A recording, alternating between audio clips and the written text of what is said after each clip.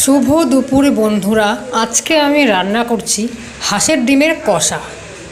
প্রথমে আমি ডিমগুলোকে ভেজে নেব। তেল গরম হয়েছে, আমি ডিমগুলো লাল লাল করে ভেজে নেব।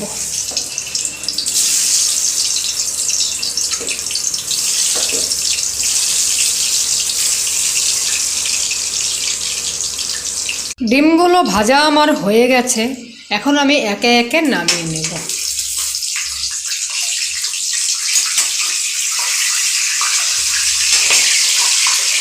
এই তেলে জিরে ফোড়ন,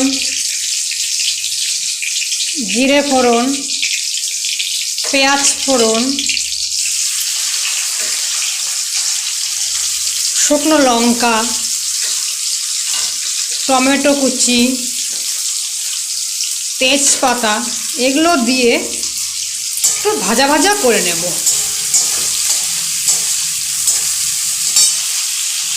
ওই ফোড়নে আমি আলুগুলো একসঙ্গে ভেজে নেব।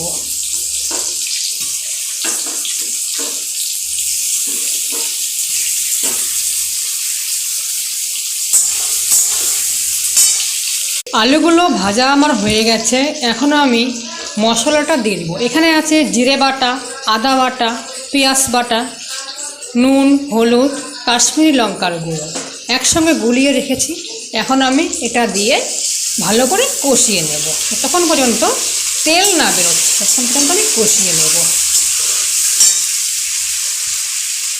কষানো প্রায় হয়ে এসেছে, এখন আমি ডিমগুলো দিয়ে আরেকটু কষিয়ে নেব, যাতে ডিমের গায়ে মশলাটা একটু ঢুকে যায়। আস্তে আস্তে করে নাড়তে হবে, আর একটু কষে যাক, তারপরে আমি জল দেব। মশলা থেকে তেল ছেড়ে এসেছে, এখন আমি পরিমাণ মতো জল দিয়ে দেব।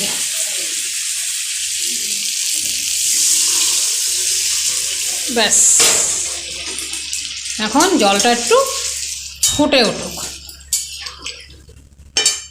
ঝোলটা ফুটে এসেছে, সামান্য গরম মশলার গুঁড়ো দিয়ে দেব।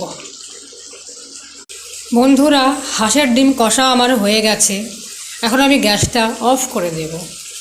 আপনাদের কেমন লাগলো রান্নাটি? লাইক, কমেন্ট, শেয়ার, সাবস্ক্রাইব করবেন। নমস্কার।